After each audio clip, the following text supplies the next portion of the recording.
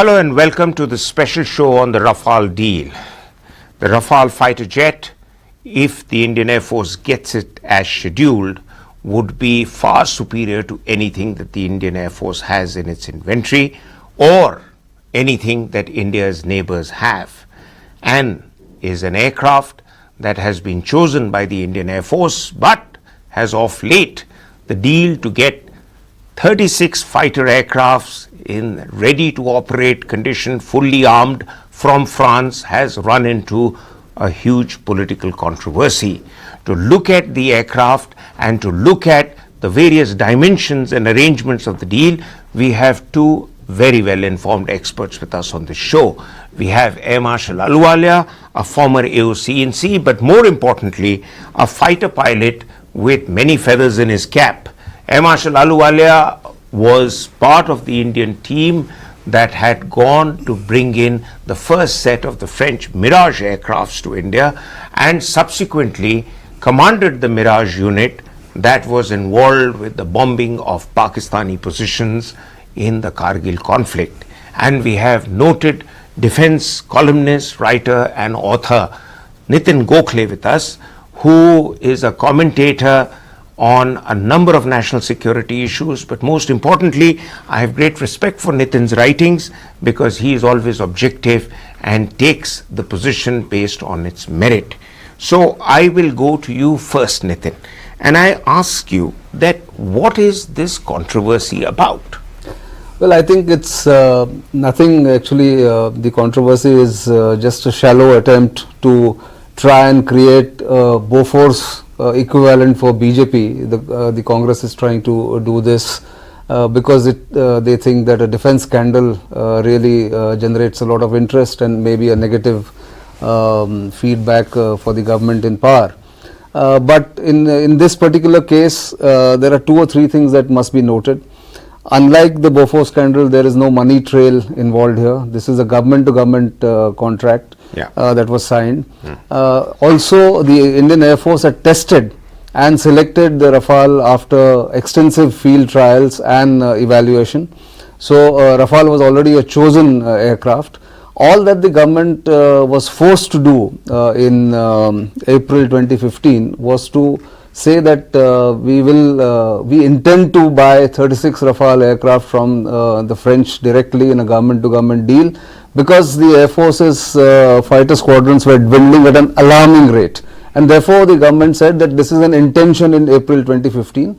It took another nearly 13 to 14 months to conclude the deal, and in my view, from what I have seen, the cost of the Rafale aircraft that this government has procured, as opposed to a notional or a imaginary cost of the earlier package of 126 aircraft that the previous government wanted to buy, is much lower than that package, and it comes with additional lethal the weaponry and platforms and India specific enhancements. So that's the difference. Yeah, we are aware that the Scalp and the Meteor missiles, amongst others, are being added on.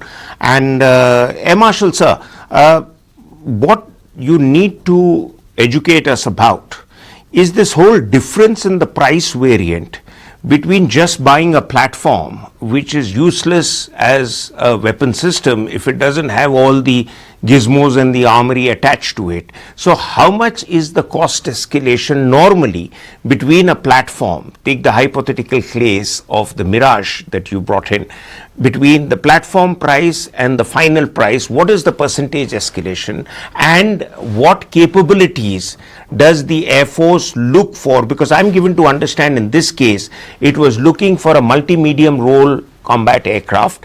It was also looking for an aircraft which could operate in variety of Indian conditions, from high altitude to the hot desert conditions, and it was looking for an aircraft which could have greater operating radius than any other aircraft that was available in contention.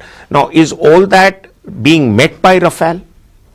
Let me at the outset say that what I suggest to you and what I speak here will be as an Air Force professional, and no bias towards any political leanings. Fair enough. Whatsoever. We expect that, sir. So let me start with firstly what is being alleged is that the procedures were not followed. And I think that's very important to understand what the procedures are and were they being followed or not being followed, because that's the start point. And the RFP, the request for proposal, was issued in 2007. I know. Of course, the process started in 2001 with the RFI and the QRs that were made and government sanctioned, etc. And in 2011, that was the time that the CNC was constituted, which means that it's a two-bid system. You have the technical qualifications and you have the commercial bid. Now, out of the three members of this committee, contract negotiation committee, from the finance side, they backed out. First they agreed, then they didn't agree to whatever the terms and conditions. And then the defense minister at that time, he literally canceled the whole thing, because he got some letters from some MPs to say that, the cost escalation and as far as the long-term maintenance, etc., was not okay, so it needs a review. In effect, they killed the deal then and there. However, everything came to a halt, and then in 2014, the NDA took over. So up till 2014, nothing had moved, everything was cancelled, it was not moving forward. Now, the disagreements in HAL were also included. What was the problem with HAL that everybody's talking about? Basically, HAL has no quality control, or very limited quality control. So the Air Force has been insisting that they must take responsibility for quality control and for the guarantees that must be given in terms of performance and in terms of every little rotable that they manufacture and put the whole assembly plant together. They have never been given this task. That's why the MiG-21s, we suffered like anything because of poor quality control, but they had no liability because the government didn't give them any. Now they refused to take it on, and Dassault was in a fix, the manufacturer of Rafale, because they said that, look, you are the people who are going to have. But can I just quickly interrupt, sir? This process is very well brought out. But my understanding is that that the UPA government used to often get stalled as far as deals were concerned, and then took the convenient government-to-government route, or the FMS route, which was clean, which was transparent, with no middlemen.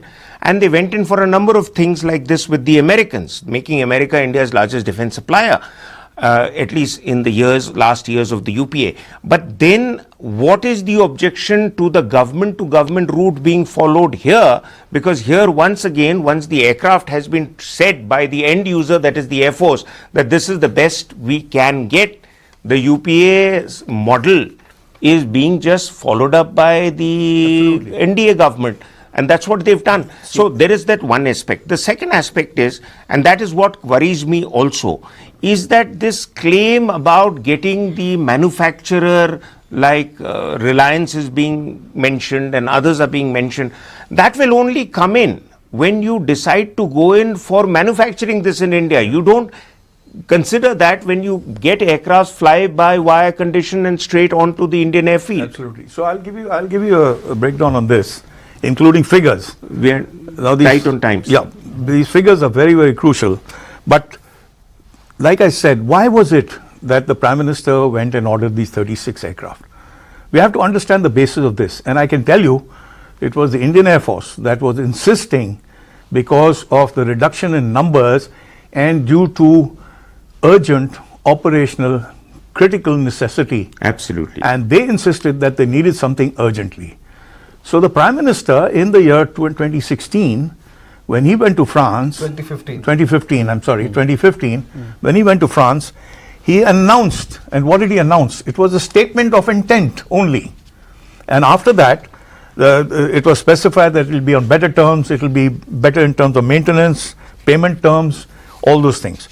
So when he got back, the contract negotiation committee, I might add over here, the CNC was basically consisting of Air Force personnel. The Air Force had taken charge, in effect, of the CNC, of course, with some bureaucrats thrown in. Very interesting. So this is a very interesting point brought in by the Air Marshal. Yeah, let me just finish this.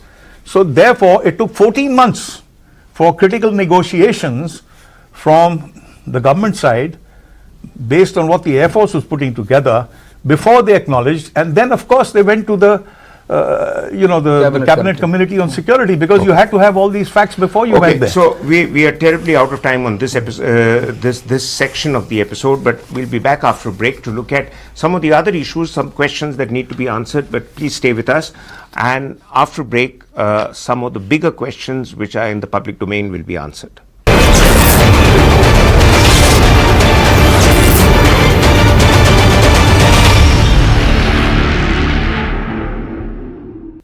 Welcome back.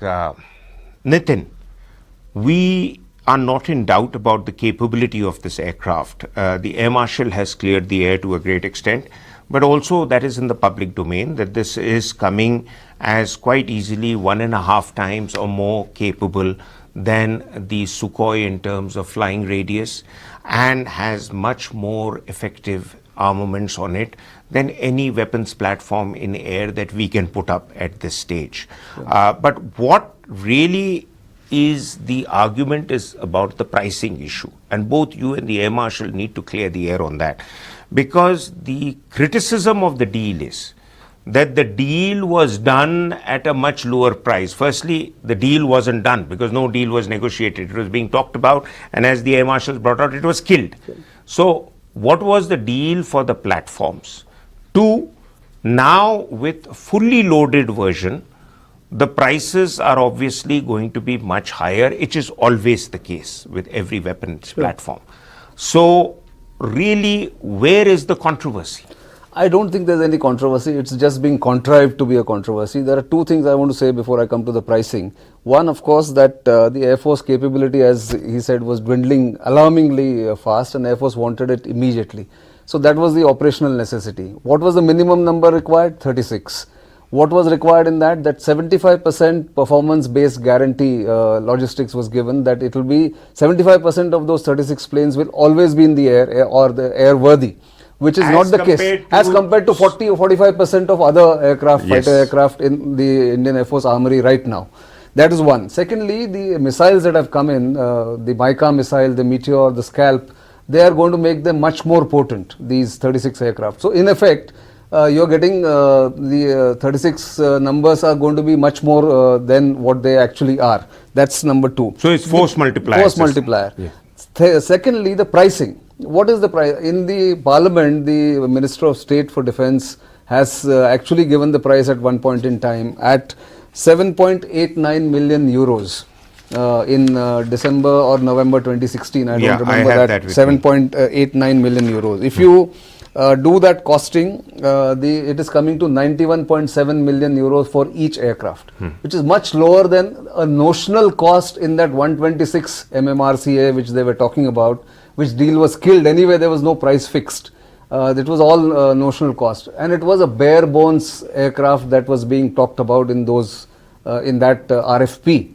So in all terms, the NDA or this government has got a better deal, a more potent aircraft, and at a lower price, with better maintenance terms, better logistics terms, and better training cost for our fighter pilots. And a greater life cycle. And a greater life cycle. So where is the controversy? I just can't understand. Even I find it difficult to understand, but maybe the Air Marshal can clear our mind somewhat on that. You see, I think all of us and many of people who come onto TV channels and all just give numbers without any backing as to where these numbers came from. And we have to understand the system. And what does the system do? RFP is issued. It's a 2-bid system. You have a technical evaluation after that. Then you have the commercial bid, which is open. In this case, we are talking about the commercial bid, because let's presume that all the aircraft, at least the Eurofighter and Rafale, met the technical qualifications. Now, the commercial bid was opened in 2011, so that the price negotiating committee could take charge. Now, the pricing basically, or the total cost of acquisition, is dependent upon the price and the payment terms. I'll go to the second part, the payment terms. The payment terms in the case of the present government was that the inflation rates that would be calculated, or the escalation factor, if you wish to call it, would be less than 3.5%. maximum 3.5%, but at the moment it's only 1.1%. Is that better than what we get elsewhere? Of course. It was capped. It was capped at 3.5%. Presently, it's only 1.1%. In the case of the previous government, they had capped it at they had fixed it at 3.9%. So you got a gain of 0.4%, which is amounting to a phenomenal amount of something like 2.2 billion euros. But having considered that, to give you actual figures, when the bid is submitted, it was submitted in 2008. You take a median of the costing for 2015. You take a median here, 2015, and what comes out here is that initially it was 536 crores. Please quote my figures that I'm giving you, these are actuals. 536 crores, and if it was taken for a median of 2015, it would come to 737 crores. And that's now a bare just bones. Just a minute. This is only for the platform. Exactly. Right? Now what happens that in terms of what the NDA government had offered, 670 crores is the cost. So you got a gain of something like 67 crores per aircraft on the bare bodies aircraft, the bare platform. Okay, so that is a point to note, and to kill the issue that that's what it was, 670 crores versus 737 crores. Okay, quick question, Nikhil. Sure. Air Marshal seems to have his fingers completely on the numbers. I'm sure the finance ministry also has his fingers on the numbers. No, these so are figures why given. have they been unable to come back and respond to allegations as aggressively as him? Maruf, these Well, are the figures well, given no, by I'm the not finance doubting it, minister. sir. I'm not doubting it. He said 9%, he said so it's already 9%. given. No, my complaint, if at all, is in this whole thing, why the controversy has been allowed to fester, is that the government has been unable to do an effective counter to these allegations, my which are view like also. mudslinging, Yeah. basically nothing else. Yeah. They should have had quick cut-to-cut, a tabulated form kind of a counter or a, counter argument. And given that these are the bare bone figures, these are additional missiles and platforms that have come in, and this is the cost. So we have saved the country, like he said just now, so much of money. 9%. That should have killed it. 9% of the total cost The that finance was thought minister about. specified that 9%. 9% is in the public Yeah. domain. This is the 9%. So what I'm saying 67 is, crores. I'm sir. saying there is no controversy here, there is no scandal here. I think the Congress party is barking up the wrong tree, really, and therefore they should desist, because this is nothing that is going to be proved anywhere. Okay. Okay, Air Marshal sir, here's an operational question. It has been argued that this is essential, otherwise this equipment, this weapon platform is essential, otherwise the Indian Air Force will not be able to defend India on two fronts. Is that true? To what extent are we right now at the edge of our capability, or we can handle a few more years of political controversy and therefore delays? You see, this is an abstract statement, because basically, when you go to war, you've got to be prepared. And the question is, when do you go to war? You go to war when the timing is given and specified between any conflict situation between two countries. So basically, you cannot specify when you're going to go to war, which means that you should be prepared. As per your threat assessment, I should be prepared for a war which might start next week.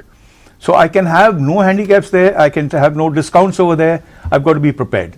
In this case, you'll see that from 2016 to 2022, I'm going to lose 11 squadrons of the MiG-21 series and the leftover of the I know, MiG-27. and That's a 220 aircraft, approximately 20 aircraft with maintenance reserves, 220. And after that, I'm going to lose the MiG-29s and the Jaguars, which will go, till 2032. No, so that we So are aware. So therefore- effectively, what you are saying, I'm really short of time. Effectively, what you're saying, that this must go through. This deal must give us these aircrafts. We have no luxury of time to spare.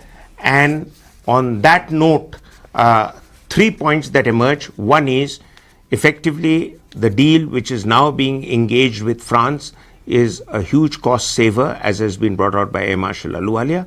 Two, the political controversy being raised by opposition parties is based on only the desire to raise a political controversy, and most importantly, as far as national security is concerned, if these aircrafts are any further delays, India will hold every political party in power or otherwise responsible for an embarrassment that might face the country like we did in 62 if we don't get our act together in defense acquisition. Thank you very much for being with us on the show. We'll look forward to you watching and sending us your feedback. Until then, goodbye.